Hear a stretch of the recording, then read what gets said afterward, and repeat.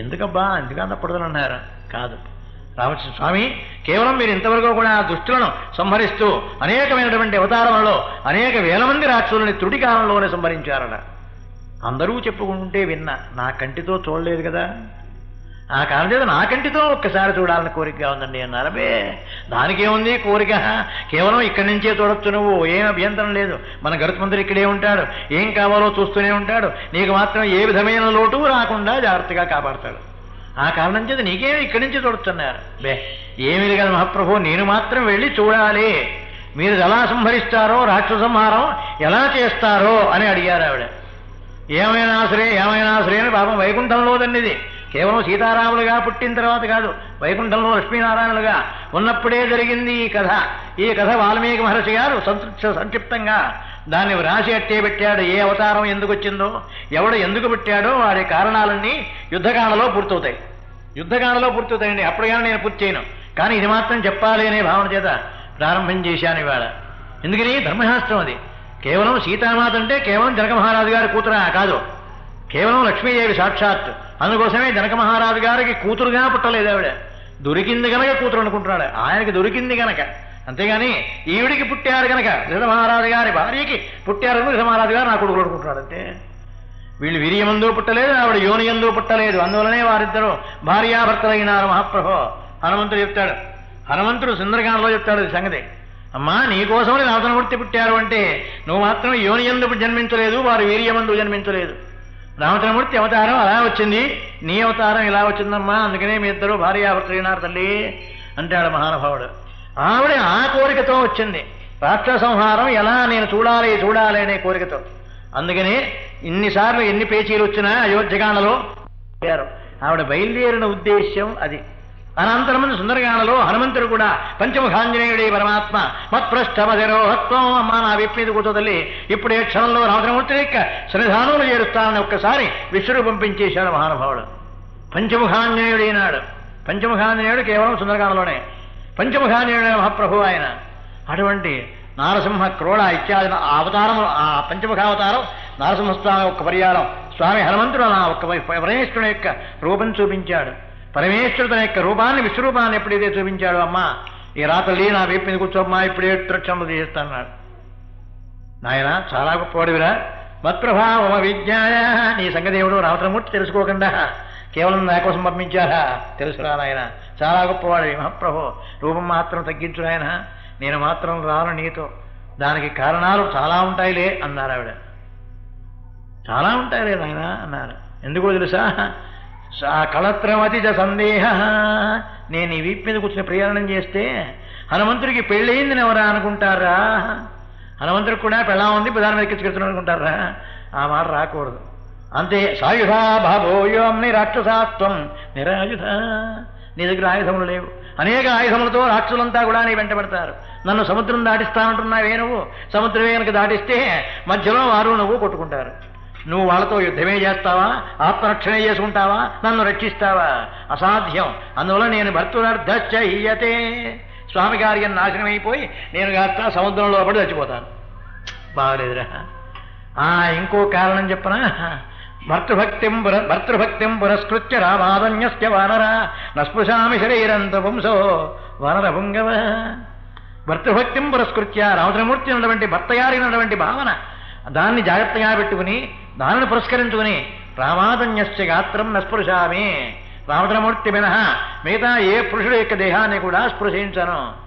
ఏమైనా సరే అమ్మా నువ్వు చెప్పిన మూడింటికి రెండు నచ్చలేదు, ఒక్కటే నచ్చిందమ్మా వీడు విడి తక్కువ, ఒక్కటే నచ్చిందమ్మా. భర్తృభక్తిం పురస్కృత్య, ఆ మాట నచ్చిందప్ప.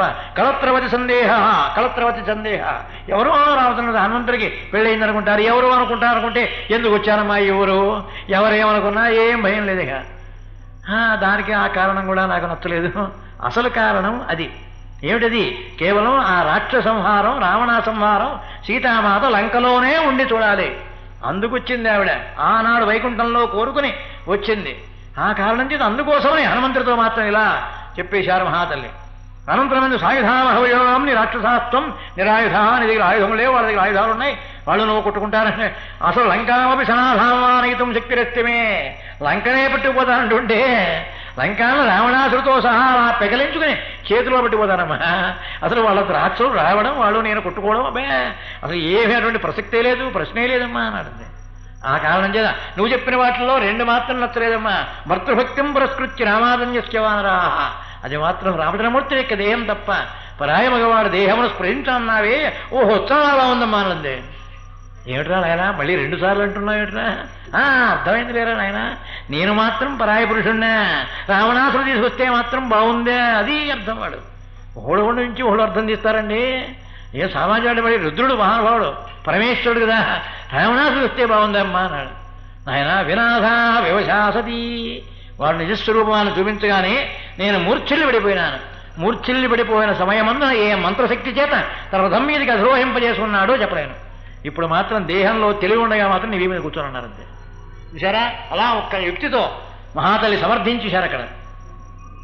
కేవలం ఏ శక్తి వలన నన్ను తన రథం మీదకి అధిరోహింపజేసుకున్నాడో చెప్పలేను, అంతేగాని గడతో పగిలించుకెళ్ళాడు కానీ ఎత్తి కూర్చోబెట్టాడు కానీ ఎక్కడా చెప్పలేదండి వాల్మీకి మహాప్రభు. ఆ కారణం చేత ఏ ధర్మశాస్త్రం చేత వాడికి మాత్రమే శక్తులన్నీ ఉన్నాయి కనుక ఏ మంత్రశక్తి వలన రథం మీద అధిరోహింపజేసుకున్నాడో ఇప్పుడు మాత్రం చెప్పలేను. కానీ అప్పుడు మాత్రం వినాథా వ్యవశాసతి, భర్త గారు లేకుండా అలా పరవశంతో అయిపోయినాను కనుక వారి రథం మీద కూర్చున్నాను. కానీ ఇప్పుడు మాత్రం తెలివి ఉండగా మాత్రం ఈ దేహంలో తెలివి ఉండగా మాత్రం నేను రాబోను. ఆ మహాతలే ఆ మాట కోసమని కట్టుబడ్డారు. అందుకనే రాక్షస సంహారం అయిన తర్వాత మాత్రమే రామచంద్రమూర్తి యొక్క దర్శనం. అంతవరకు రామచంద్రమూర్తి వద్దకు తిరిగి రానే లేదు ఆవిడ తల్లి మహాతల్లి. సరే, ఆ కథాఘట్టం వేరనుకోండి, వదిలేద్దాం. ఇక దాన్ని పెంచితే ఇంకా పెరిగిపోతుంది వద్దుది. ఇక్కడ ఓ ధర్మశాస్త్రం చెప్పాడు రామచంద్రమూర్తి, రూపాన్ని పరికల్పించి చెప్తూ సీతారాముల యొక్క అన్యోన్యాన్ని గురించి హనుమంతుడు సుందరకాండలో ఏం చెప్పాడో ఆ విషయాన్ని జ్ఞాపకం చేశాడు వాల్మీకి. సుందరకాండలో ఈ విషయం జరుగుతుందిరా, ఇక్కడ మాత్రం మరి ధర్మం కాదా అని జ్ఞాపకం చేశారు. ఆనాడు అమ్మా కేవలం ధర్మశాస్త్రీత్యా మహానుభావుడు రామచంద్రమూర్తిని వర్ణిస్తున్నప్పుడు హనుమంతుడు అమ్మా సమస్తమైనటువంటి జీవకోటికి కూడా ప్రభు అయినటువంటి వాడే రామచంద్రమూర్తి, అటువంటి రాముడు లేడని మాత్రం ఎవరంటారమ్మా అని చెప్పి మహానుభావుడు ఏదో రకరకాలుగా చెప్పుకొస్తూ ఇక్కడ కూడా ఆ పంచవటీ తీరమందున రామచంద్రమూర్తి గారు అలా ఒకప్పుడు దగ్గర లేకపోయినా అలా కాలక్షేపం చేస్తున్నారు అనే ధర్మాన్ని ఇక్కడ కలుపుకొచ్చాడు. సరే, అది కథావృత్తాంతం. అనంతరమందున పంచవటీ తీరమందున ఆవిడ జాగ్రత్తగా ఉన్నారు. అనంతరమందున ఇచ్చింది భాగం ఈ శూర్పణఖ వచ్చింది తర్వాత. ఆ అనంతరమందున ఇక్కడ ఓ ధర్మశాస్త్రం ఉందండి. ఆ ధర్మశాస్త్రం తెలుసా, ఆ పంచవటీ తీరమందున ఈ శూర్పణఖ వచ్చే రోజుకి అది హేమంత ఋతువు. ఆ హేమంత ఋతువు కనుక ఆ మంచు పట్టిందిట. ఆ మంచు పట్టిన సమయమందున లక్ష్మణస్వామి వారు వర్ణిస్తున్నాడు. స్వామి, చాలా సమస్తమైన జీవకోటికి కూడా ఆనందం కలిగినటువంటి హేమంత ఋతువు వచ్చింది చూశావా అన్నయ్య. సమస్తమైన జీవకోటికి ఆనందం కలది అంటే పొద్దుకేపటి ఇలా చక్కగా చలేస్తూ ఉంటుంది. ఎవరు కూడా హాయిగా ఎవదారు వారు హాయిగా స్త్రీలతో కలిసి అలా హాయిగా నిద్రిస్తూ ఉంటారు చూశారా స్వామి. అటువంటి పరమోత్కృష్టమైనటువంటి వర్ణనంది. హేమంతతో అంతా కూడా కేవలం హిమాలయం వల్లే, దూరంగా హిమాలయం కనిపించక్కర్లా, మంచుతోనే హిమాలయం వల్లే కనిపిస్తాయి. ప్రతి కొండ కూడా హిమాలయం వల్లనే కనిపిస్తుంది చూశావా అన్నయ్య. అటువంటి పరమోత్కృష్టమైనటువంటి ధర్మం ఉందన్నారు. ఒకనొక రోజున పరమాత్మ అలా ఉంటూ ఒక రోజున ఒరేవి శివాలయంలో స్నానం చేసి, ఒరే శివాలయానికి వెళ్ళాలిరా, పాత శివాలయం ఉంటుంది పడిపోయింది ఇక్కడ, ఆ రోజు మనకు కనిపిస్తూనే ఉంది కానీ దానికి ఒక్క ప్రియాలం అభిషేకం చేసుకుంటాను రా లక్ష్మణ, కాసిన నీళ్లు తీసుకురారా అన్నారు.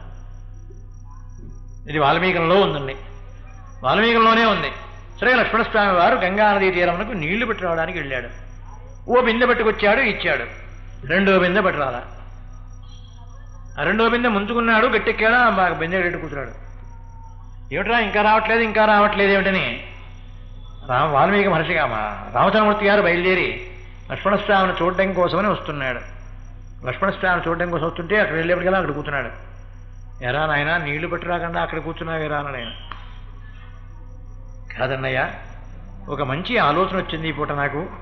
ఆ ఆలోచన ఏమిట్రా, ఎందుకు ఇది అనేటువంటి పరమార్థం కూడా నాకు అర్థం కాలేదు. అది మహానుభావుడివి, దానిలో ఉన్న పరమార్థం ఏమిటో నీవే తీర్చాలి తప్ప మరెవరో కూడా తీర్చేవారు లేరు కనుక కానీ పరమార్థం ఏమిటో అడుగుతున్నానన్నయ్య అన్నాడు. ఏమిట్రా నీళ్లు ముంచురారా అంటే పరమార్థం ఏమిట్రా బాబు దీనికి, అందుకోసం మధ్యలో మానేస్తావిట్రా, నీళ్లు ముంచు వచ్చేవడమే, అభిషేకం చేసుకుంటున్నాను కదా అన్నాడు రామచంద్రమూర్తి. రామచంద్రమూర్తి గారు స్వయంగా శివాలయంలో అభిషేకం చేసినట్లుగా మహానుభావుడు చెప్పాడు. ఇక్కడ కొంచెం వైష్ణవులకి వీళ్ళకి కొంచెం పీచి వస్తాయి మహాప్రభు. ఆయన ఆ మాట చెప్పలేదండి, అక్కడ కేవలం లింగం ఉందన్నాడు తప్ప అది లింగం అని చెప్పలేదు, అభిషేకం ఉన్నాడు అంతే. అభిషేకం అంటే లింగం ఉందా లేదా అని విడిపడ్డారు దాంట్లో. అయ్యి మా ప్రభు ఈ తగులు చాలా పర్యాయములు చాలా మందితో పడ్డానండి నేను. ఆ కారణం చేత పరమాత్మ అలా తీసుకొస్తూ ఆ మధ్యలో ఆగిపోయినాడు కనుక ఏమిట్రా అన్నాడు. ఏం లేదన్నయ్య, అటువంటి దౌర్భాగ్యురాలైనటువంటి కైకమ్మకు ఇటువంటి చక్కని సుగుణంగా ఆ భరతుడు ఎలా పుట్టాడా అని ఆలోచన వచ్చింది నాకు. ఆ భరతుడు అంత సుగుణం గలవాడు, భరతుడు పాపం అటువంటి దుఃఖమాలదానికి పుట్టాడా?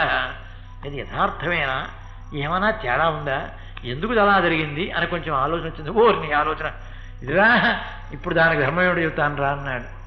సహజంగా తల్లికి తండ్రికి సంబంధించిన సంతానమే కలుగుతూ ఉంటుంది, కలగవాలి, ఆచారం సదాచార సంపత్తి. కానీ దేహం మాత్రమే స్వయంగా తల్లి వలనో తండ్రి వలనో ఉంటుంది తప్ప కేవలం ఆ జీవుడు మాత్రం వాడి వలే ఉంటాడని నమ్మకం లేదు కదా.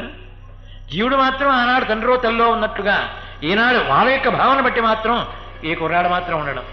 ఎంచేత వీడి యొక్క జీవుడు వేరు, ఆ జీవుడు వచ్చినటువంటి సమయం వేరు, ఆ జీవుడికి డిపార్ట్మెంట్ వేరు. కానీ ఇక్కడికి వచ్చేది కేవలం ఈ తల్లికి మాత్రమే పుడితే వాడు కర్మనే అనుభవిస్తాడు. ఈ కర్మను అనుభవించవలసింది ఇక్కడికి వస్తే పూర్తవుతుంది. అందుకోసమనే ఇక్కడికి వస్తాడు తప్ప కేవలం వారి వలే ఉండాలి, వారి వలే ఉంటే వాడికి కూడా అటువంటి వాడే అవుతాడు, ఆ బుద్ధిలే విడిగి రావాలి అని ఎక్కడా లేదా. అందువల్ల కర్మ వైశిష్ట్యం వేరు, అలాగే శరీరం యొక్క వైశిష్ట్యం వేరు. దేనికిదే విడిగా ఉంటుంది. శరీరం మాత్రమే అలా ఉంటుంది, తల్లి వల్ల తండ్రి వలే ఉండవచ్చు, తల్లి వల్ల తండ్రి వలే కొన్ని గుణాలు ఉండవచ్చు. కానీ వీడికి సహజమైన లక్షణం మాత్రం వీడి యొక్క జీవుని యొక్క అభిప్రాయములు ఎలా ఉన్నాయో అలాగే ఉంటాయిరా అన్నారు. అన్నయ్య ఇంకో అనుమానం, ప్రతి జీవుడు ఈ సమస్తమైనటువంటి గుణములను కూడా తెచ్చుకుంటాడా అన్నాడు వీడు. ఈ సమస్తమైన గుణములను కూడా తెచ్చుకుంటాడా? చెప్పా కదరా నాయన, ఈ జీవుడనేవాడు మాత్రమే. ఆ జీవులలో 5 రకములుగా ఉంటారు జీవులు. ఆ ఆత్మలు 5 రకములుగా ఉంటాయి కనుక 5 రకములలో 5వ రకం వాడు మాత్రమే కేవలం ఈ సంస్కారములన్నీ కూడా తీసుకొస్తాడురా. పరమాత్మ, ప్రత్యేగాత్మ, అంతరాత్మ, సూక్ష్మాత్మ, జీవాత్మ అనే వీడు ఆత్మలు 5 రకములురా. ఈ 5 రకములలో సూక్ష్మాత్మ మాత్రం ఎప్పుడో కూడా స్వప్నావస్థలో తానుగానే మరొక్క రూపం ధరించి ఏదో ఊరెళ్ళినట్టో, కూర్చున్నట్టో, బాలం ఇంటికి వెళ్ళినట్టుకో, చుట్టం ఇంటికి వెళ్ళినట్టో ఇవన్నీ కూడా కనిపిస్తూ ఉంటాయే. మళ్ళీ ఇదో సినిమా మహాప్రభు, వీడిక్కడే చూస్తున్నాడు సినిమా, ఈ సినిమాలు చూడక్కర్లా, ఈ సినిమా నిత్యము చూస్తూనే ఉన్నాడు, వీడిలోనే చూస్తున్నాడు సినిమా, వీడిక్కడే ఉన్నాడు. మళ్ళీ ఇంకో రకంగా వీడు ఇంకో మనిషి వలే మళ్ళీ ఈ కార్యక్రమాన్ని నడిపిస్తూనే ఉన్నాడే, అది వాడు సూక్ష్మాత్మ. ఇక జీవాత్మ అనేవాడు కేవలం దేహంలోనే ఉన్నాడే మహాప్రభు, సమస్తమైన అవయవంలోనూ కూడా నిండి వాడు మాత్రమే జీవాత్మ. దీనికి వెనకాతల పరమాత్మ ఉన్నాడే వాడు మాత్రమేడయా కేవలం ప్రతిదేహంలోనూ ఉంటాడు రా. పరమాత్మ అనేవాడు ప్రతిదేహంలోనూ ఉంటాడు జీవాత్మ, కానీ వారి యొక్క భావన మాత్రం ఒకటిగా ఉండదు సుమా అనేటువంటి కొంచెం విచక్షణ జ్ఞానంతో ఆలోచిస్తూ ఉంటాడే. జీవాత్మకి పరమాత్మకి ఉన్నటువంటి తేడా ఏమిటో చూస్తూ ఉంటాడే వాడు మాత్రమే అది 2వ రకమైనటువంటి ఆత్మ. జీవాత్మ, పరమాత్మ, ప్రత్యేగాత్మ, అంతరాత్మ అనేది ఉంటుంది, అది కేవలం లోపల ధ్యానమే చేస్తూ ఉంటుంది, దాని పేరు అంతరాత్మ. ఇక సూక్ష్మాత్మది, అంతరాత్మ ఇది మహాప్రభు. జీవాత్మ ఉన్నాడే ఈ దేహం నాది, ఈ శరీరం నాది అనుకుంటూ ప్రేమతో దీన్ని జాగ్రత్తగా చూస్తూ దీనికి బాగా రుద్దుతూ దీన్ని మాత్రం కాంతివంతంగా ప్రకాశమానంగా పదవులలో బాగా బతకాలి, మనం మంచి పేరు రావాలి అనుకుంటూ కేవలం దేహం మీదనే అభిమానంతో ఉంటాడే వాడు. దేహం మీద అభిమానంతోనే ప్రాణం వదిలేస్తాడు కనుక వాడు మాత్రం పట్టుకొస్తాడు రా కర్మలన్నదంతే. లక్ష్మణస్వామి వారికి జ్ఞాపకం చేశాడు మహాప్రభు, కేవలం ఈ ఆత్మనేవాడు 5 రకములుగా ఉంటున్నప్పటికీ అందులో జీవాత్మ మాత్రం ఎప్పుడూ కూడా కర్మను తీసుకొస్తూనే ఉంటాడు. అందుకనే భగవద్గీతలో కూడా మహానుభావుడు అచ్ఛేద్యోయ వదాహ్యోయం అక్లేద్యో శోష్కేవచ, తగలిస్తే తగలేది కాదు, దీనికి ఏదైనా చేస్తే చేసేది కాదు, ఉంటే ఉండేది కాదు, ఎప్పుడు శాశ్వతంగానే ఉంటుంది అని భగవానుడు చెప్పాడు కదండి. మహా ఇంతకన్నా పైమెట్టది, ఆ పురాణం కన్నా కొంచెం పైమెట్టు. ఆ కారణం చేత ఆయన చెప్పాడు కదా, అచ్ఛేద్యోయ వదాహ్యోయం అక్లేద్యో శోష్కేవచ, ఎప్పుడో కూడా పోయేది కాదు, ఉండేది కాదు, ఎప్పుడో శాశ్వతంగానే ఉంటుందని. శాశ్వతంగా ఉండేది అయితే కర్మనేది పట్టుకొచ్చిందండి. దేహానికి జీవుడికి సంబంధం లేదంటున్నావు, సంబంధం లేదని చూస్తున్నావు, కానీ సంబంధం లేకపోతే ఎందుకు పట్టుకొచ్చాడండి కర్మని? పాపం శాస్త్రి గారా చాలా మంచివాడే, అయ్యో కాలు విరిగిపోయిందా, అయ్యో నిన్న బాగానే ఉన్నాడు కదా అని అనుకుంటూ ఉంటాడే. ఆ సమయానికి ఆ కర్మ వచ్చేసిందంతే. ఏ సమయానికి ఆ కర్మ వస్తుందో, ఏది అనుభవించవలనో ఎవడు కూడా జీవితం వెళ్లే వరకు చెప్పలేడు. ఈ జీవితం వెళ్లే లోపల ఎన్ని కర్మలు అనుభవించాలో, ఎన్ని రకములైన కర్మలు చేశాము, ఆ దుష్కర్మల యొక్క సుకర్మల యొక్క ఫలితాలు ఎలా ఉంటాయో, ఆ ఫలితములను మాత్రమే ఏ క్షణానికి రావాలో అవి వచ్చి తీరుతాయి. ఆ వచ్చి తీరుతాయి కనుక ఏమైనా సరే అనుభవించవలసిందే. అందువల్ల ఒరే కేవలం భరతుడు మాత్రం మహానుభావుడు, ఆడ సంస్కారం అటువంటిది. కేవలం కైకమ్మ మాత్రం ఎరా, నువ్వు కూడా కైకమ్మ మీద ద్వేషం పెంచుకుంటున్నావా నాయన? కైకమ్మ యొక్క జీవితం ఎటువంటిదో నీకు తెలుసా? కైకమ్మ మహాతల్లి, మహాశక్తి సంపన్నురాలు గనక కైకమ్మను మాత్రం నిందించే అధికారం నీకు లేదురా అని అడిగిన. కైకమ్మను గురించి మాత్రం ఎప్పుడో కూడా నిందించే అధికారం నీకు లేదు. ఆయన మహానుభావుడు, మహాతల్లి ఆవిడ. సమస్తమైన విద్యలు కూడా తెలుసు ఆవిడకి, సమస్తమైన ధర్మములు కూడా తెలుసు ఆవిడకి. దీనికి ఇలా జరగవలసి ఉంది కనుక నాన్నగారిని సత్యవాక్ పరిపాలకుల్ని చెయ్యాలి అనే పట్టుదలతో ఆవిడ సంకల్పం చేసింది తప్ప అంతకు మించి ఆవిడ సంకల్పంలో ఇతరమైనటువంటి కాలుష్యం ఏమీ లేదురా అన్నాడు బాబు ఆయన. అలాగే అంటావా అన్నయ్య అన్నాడు. అందుకాకపోతే ఏమంటావురా, కేవలం తండ్రి భర్త గారు చాలా సన్మార్గుడు సుమా, సన్మార్గుడితో పాటు ఏ విధమైనటువంటి లోపం కూడా లేదు. ఆయన ఇచ్చిన మాటను తప్పకుండా గడిపించుకున్నాడు, అది కీర్తి శాశ్వతంగా ఉండిపోతుంది. ఆయన ఇచ్చిన మాట మాత్రం దక్కించుకున్నాడు. ఆనాడు వరమిచ్చాడే, ఆ వరం ఇచ్చినటువంటి మాత్రం ఇప్పటికీ కూడా ఆయన అలా జీవించి ఉన్నంతకాలం, మరణించినా సరే అలా ఇప్పుడు కూడా ఉంటుంది ఆయన కీర్తి. భూమండలం ఉన్నంత వరకు ఉంటుంది ఆయన పేరు చెబితే కీర్తి. ఆ కీర్తి సంపాదించాలరా. మానవుడు సంపాదించవలసింది కీర్తి కానీ డబ్బు కాదు. డబ్బు సంపాదిస్తే ఉంటుందా? విడిచిపెట్టేస్తారు, తీసేస్తారు. కేవలం వీణ్ణే పంపిస్తాడు, డబ్బే పంపించడు, వీణ్ణే పంపిస్తాడు. అదే కారణం చేత కేవలం డబ్బుతో మాత్రం ఏమీ జరగదు. డబ్బుతో వచ్చేది ఏదీ లేదు, ఏమీ కాదు మహాప్రభు. అదిరా భావన, లేరా ఎందుకులా అక్కర్లేని ఆలోచన అన్నాడు ఆయన. అంతేనంటావా అన్నయ్య? ఏదో మనస్సులో కొంచెం సందేహం వచ్చి ఇవాళ ఇక్కడే కూర్చున్నానన్నయ్య అన్నాడు. కూర్చోక్కలేదు, లేవరా అన్నాడు. పరమాత్మ ఆ మాట అనగానే ఈయన కూడా లేచాడు, మళ్ళీ నీళ్లు పట్టుకొచ్చి అందించాడు. ఆ నీళ్లతో మహానుభావుడు రామచంద్రమూర్తి అభిషేకం చేసుకున్నట్లుగా మనకు రామాయణంలో కనిపిస్తుంది. ఈ కారణం చేత మహాప్రభో ఇదంతా హేమంత ఋతువయ్యా అన్నాడు ఆయన. ఇదంతా హేమంత ఋతువు అన్నాడు. అన్నయ్య ఇది హేమంత ఋతువు అన్నయ్య, చాలా సమస్తమైనటువంటి పక్షులకి, సమస్తమైన మానవులకి అందరికీ కూడా ఆనందదాయకంగా ఉంటుంది. వేడి చాలా తక్కువగా ఉంటుంది, ఏమీ ఎండలో ఏదైనటువంటి బాధ ఉండదు. ఆ కాసేపు ఏదో వెలుతురునే ఇస్తుంది తప్ప అంతకుమించి ఎండ మాత్రం ఎవరిని కూడా బాధించదు. అలాగే ఈ చలి వల్ల హేమంత ఋతువులో ఎలా ఉంటుందో తెలుసా? కేవలం ఉదయం మాత్రమే కొంచెం కాసేపు చలిగా ఉంటుంది కానీ అనంతరం హాయిగా సుఖంగా ఉంటుంది. సాయంకాలం వరకు కూడా జీవితంలో ఏ రకమైనటువంటి బాధలు, ఇబ్బందులు లేకుండా తన జీవితాన్ని సక్రమంగా నడిపించుకోవచ్చు.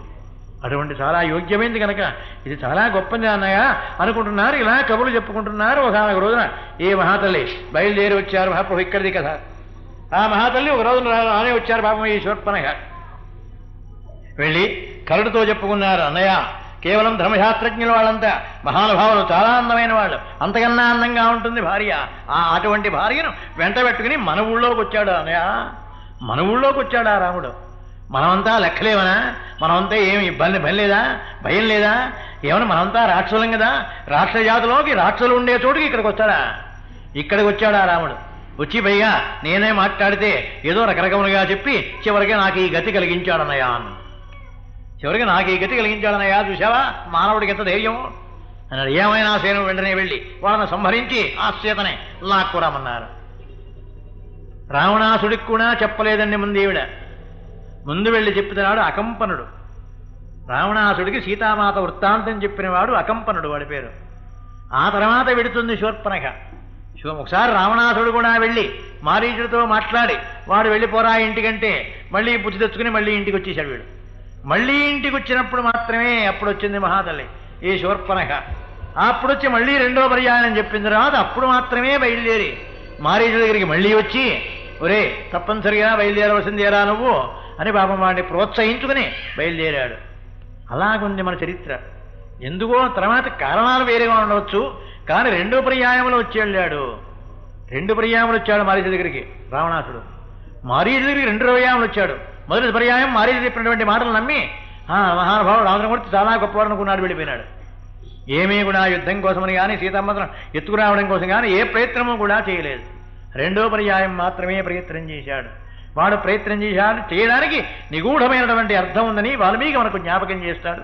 సరే ఇందాక కథ అంటేదే ఇంకో కథ ఉంది, సరేలేండి బాబు అక్కడ చెబుతానేగా. కథలో ఇవాళన్నీ మొదలెడితే యుద్ధకాండలోంచి కిష్కింధలోంచి అరణ్యకాండలోకి ఇలా దూకుతుంటే మహాప్రభు ఇక్కడిక్కడే సరిపోతుంది కాదు. నా బుర్రలో అన్నీ అలా తిరుగుతుంటాయి. కేవలం పురాణం చెప్పినంతసేపు మొత్తం మీద బుర్రలో అన్ని రామాయణంలో అన్ని కాండలు తిరుగుతూనే ఉంటాయి. ఏ కాండలో ఎక్కడ అవసరమవుతుందో గమవానం వచ్చేస్తుంటుంది. ఇంకేదంటే ధర్మశాస్త్రం అలా సమస్తమైనటువంటి శాస్త్రమును కూడా ఏమండి రావణాసుడు అంత గొప్పవాడు కదా, ఒక మానవ స్త్రీ కోసమని వస్తాడా? ఒక మానవ స్త్రీ కోసమని వాడికి 7,000 మంది భార్యలు ఉన్నారు. సమస్తమైన యక్ష కిన్నర కింపురుష సిద్ధ సాధ్యాది జాతులలో అనేక మంది వ్యామోహంతో కొంతమంది జయించి కొంతమందిని ప్రేమించి తీసుకొచ్చిన వాళ్ళు 7,000 మంది ఉన్నారు. 7,000 మందిని వదిలేసి ఒక మానవ స్త్రీ కోసమని రావణాసుడు వస్తాడా? ఏమండి వాడంత కష్టపడతాడా? వాడు ఏం చూసి వచ్చాడా? వేళ ఏం చూసి వచ్చాడో చెప్పాలి. ధర్మశాస్త్రం వాల్మీకి ఏం చెప్పాడు? నేనేం చెప్పను కొత్తగా.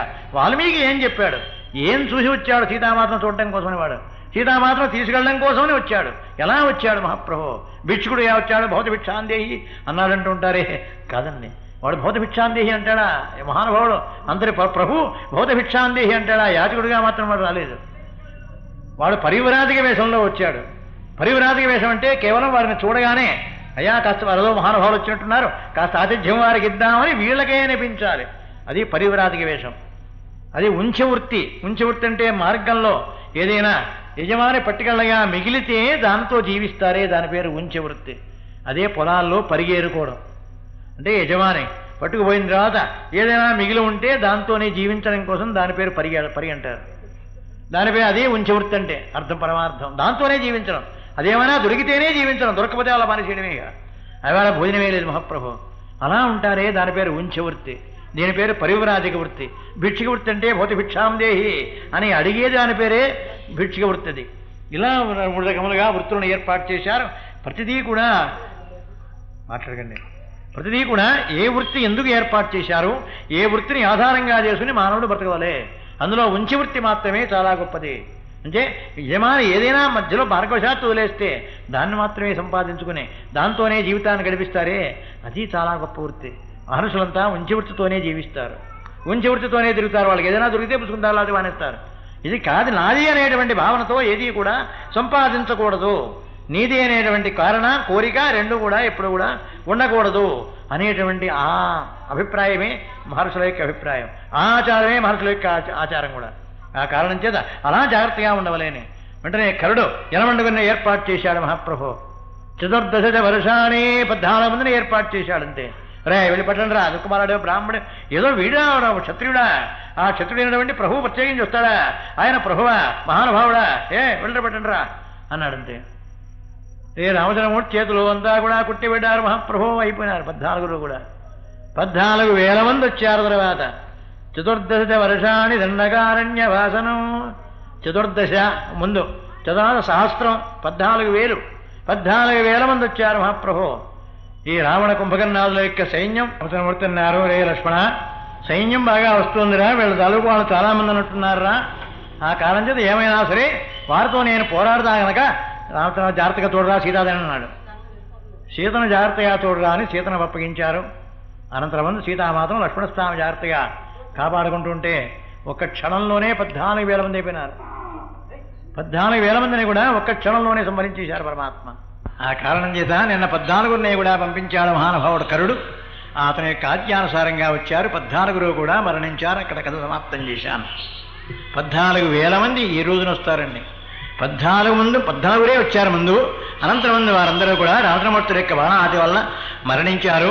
ఆ అనంతరం బయలుదేరి శూర్పణఖ గబగబా పరిగెత్తుకుపోయింది మహాతల్లి కరుడి దగ్గరికి. అన్నయ్య చూశావా, దౌర్భాగ్యమైనటువంటి దుస్థితి ఎలా కలిగిందో చూశావా, కథం మానుషం మన్యే. రామచంద్రమూర్తి మానవుడు అనుకుంటున్నావా?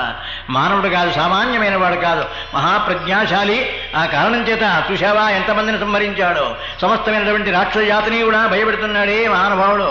అటువంటి వాడే అయినప్పటికీ ఎంతో అందగాడు సుమా అంది. ఇంకా ఆవిడ కామేచ్ఛ నశించలేదు. కోరుకుంది గనక ఆవిడ కామేచ్ఛ మాత్రం నశించలేదు. ఇవాళ కరుడు సంహారంతోనే అయిపోతుందండి. 10 సర్గలండి. కరుడు యొక్క సంహారం 10 సర్గలు ఇవాళ ప్రత్యేకించి. అంటే 10 సర్గలంటే సరిగ్గా రోజు పాట పురాణం అయిపోతుంది మహాప్రభు. కరుడు మరణించేటప్పటికి అయిపోతుంది ఇవాళ. ఆ కరుడు యొక్క శబ్దంలో మహాపరమాత్మ ధర్మశాస్త్రాలను జ్ఞాపకం చేస్తాడు. అనేక రకములుగా ధర్మశాస్త్రాలు కేవలం ఈవేళ కనిపిస్తాయి మనకు.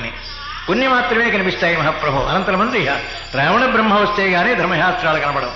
ఆ అనంతరమందున కేవలం ఆ మహాతల్లి వెళ్ళి ఆ శూర్పణఖ స్వామి చాలా అన్యాయ చూశావా ఎంతటి గొప్పవాడు తెలుసా, అతి పరాక్రమవంతుడు మహానుభావుడు, ఎక్కడ ఉన్నా సరే సమస్తమైన లోకములలో కూడా జయించినటువంటి శక్తి ఉంది, చాలా అందంగా ఉంటాడు చూశావా, చాలా సౌందర్యం కలవాడు సుమా, అందుకనే పుంసాం మోహన రూపాయ, ఆయనకొక్కడికే చెల్లు అటువంటి సౌందర్యం, అటువంటి సౌందర్యమైనటువంటి మహానుభావుడు చూశావా. సౌందర్యంతో వాడు సౌందర్యం గలవాడు అంటే ఏదో కొంచెం ఇంట్లో జాగ్రత్తగా శరీరం పెంచుకోవాలి, కాకుండా ఇంత ధనుర్ధారి ఇంత సమస్తమైనటువంటి సేనలో కూడా అలా ఉక్కలించేస్తున్నాడు అంటే ఎంత ప్రజ్ఞాశాలో చూశావా. అదంతో సమానుడే మహానుభావుడు ఆ పక్కనున్న ఎరటాయన కూడా రామచంద్రమూర్తితో సమానమైన వాడే, ఆయన పేరు లక్ష్మణస్వామి, ఆయనే కోశాడు. నాకు ఈ ముక్కు చెవులు చూశావా, నా బాధ ఎలా ఉందో అని పాపం అక్కడ కూర్చుని ఏడుస్తున్నారు. అక్కడిది ఆయన దగ్గరికి వెళ్ళారు, కరుడు దగ్గరికి వెళ్ళి పాపం ఏడుస్తోంది అన్నయ్య అని. కరదూషణ త్రిశునాదులు అన్నయ్య ఎవరికి, శూర్పణఖకి. కేవలం అన్నయ్య వరసవాడే రావణాసుడు. రావణాసుడు అన్నయ్య వరసగానే సహజమైన అన్నయ్య మాత్రం కాడు. అసలు సహజంగా వీరికి ఎవరైనా ఉన్నారా అని కేవలం రావణ కుంభకర్ణులే తప్ప వీరికెవరో సహజంగా పక్కన ఉన్నట్లుగా మాత్రం ధర్మశాస్త్రం ఎక్కడా ఒప్పుకోలే. ఎంచేతంటే విభీషణుడు తాతా సహోదరుల బిడ్డ, ఆ కారణం చేత అన్నయ్య అని అనుకుంటామే తప్ప కేవలం రావణాసుడికి వీడికి విభీషణుడు మాత్రం అన్నదమ్ములు మాత్రం కారండి. ఆ ధర్మం నేను ప్రత్యేకించి తీసి ఎక్కడ ఉందండి ఇది అన్నారు బాబు ఇక్కడ విజయవాడలో. అయ్యా బలాన శ్లోకంలో ఉంది చూడండి, 14వ సర్గలో ఉంది, యుద్ధకాండలో 15వ సర్గలో 2-3 శ్లోకాల్లో చెప్పాడు దాదా సహోదరుల బిడ్డరా అని. అక్కడ తప్ప మరి ఎక్కడా మీకు తెలియదు మహాప్రభు. అందుకనే ప్రతి విషయం కూడా మనకు దృష్టిలో ఉండాలి, ప్రతి విషయం కూడా మనకు జ్ఞాపకంలో ఉంటేనే తప్ప రామాయణం నడవదు. ఆ కారణం చేత కరదూషణ త్రిశురాలు మాత్రమే సహజమైనటువంటి అన్నగారు. అన్నయ్య చూశావా దౌర్భాగ్యమైనటువంటి దుస్థితి నాకు ఎలా కలిగిందో అని పాపం ఆ మహాతల్లి విలపిస్తూ అక్కడ పడిపోయినారు. ఏం చేయమంటావా ఇక చూశావా, నా కన్నవులు నాసికలు కూడా అలా కోసేశాడే. అటువంటి ఆయనతో సమానమైనటువంటి పరాక్రమం గలవాడే లక్ష్మణస్వామి కూడా. ఆ ఇరువులో కూడా బయలుదేరి చాలా అందమైనటువంటి భార్యను వెంట పెట్టుకొచ్చారయ్యా. ఆ రామచంద్రమూర్తి యొక్క భార్య ఉంది శ్యామ యౌవన మధ్యస్థ అన్నారు మహాతల్లి. ఎటువంటి ఆవిడ తెలుసా, శ్యామల అంటే ఏమిటో అర్థం తెలుసా మహాప్రభు, యౌవనవంతురాలు అని అర్థం. అందుకనే శ్యామలాదేవి ఇక్కడ అంటే కేవలం కన్య మాత్రమే, అందుకనే కన్య మాత్రమే అలంకరిస్తారు శ్యామల. సార్థకమైన పేరు ఉండాలండి, సార్థకమైన పేరు లేకపోతే ఉండదు. శ్యామ యౌవన మధ్యస్థ అని. శ్యామ అంటే యవ్వనమందు మంచి యవ్వనమైనటువంటి సరైనటువంటి స్థితిలో ఉంటారే వాళ్ళు మాత్రమే శ్యామ. ఆ కారణం చేత అటువంటిదినయ్యా అన్నయ్య చూశావా, అటువంటి చాలా గొప్పది అందమైంది అటువంటి మహాతల్లయ్య. ఆయన భార్య కూడా చాలా యవ్వనంలో ఉంది, ఇతరమైనటువంటి సంపర్కం యావత్తో కూడా ఆగినటువంటిది మహాతల్లి. అబ్బో అనేక ధర్మశాస్త్రం తెలుసు, చాలా అందంగా ఉంటుందన్నయ్య అన్నాడు. సరే ఎంత అందంగా ఉన్నప్పటికీ ఏం చేయమంటావే అన్నాడు వాడు. ఈ కరుడు ఏం చేయమంటావేంటి, సర్వనాశనం చేసేయాలి ఏమైనా సరే. ఆ రామచంద్రమూర్తి మాత్రం ఎక్కడా ఉండకుండా చేసేయాలి, మన యొక్క దీని నుంచి తరివేసేయవలసిందే అన్నాడు.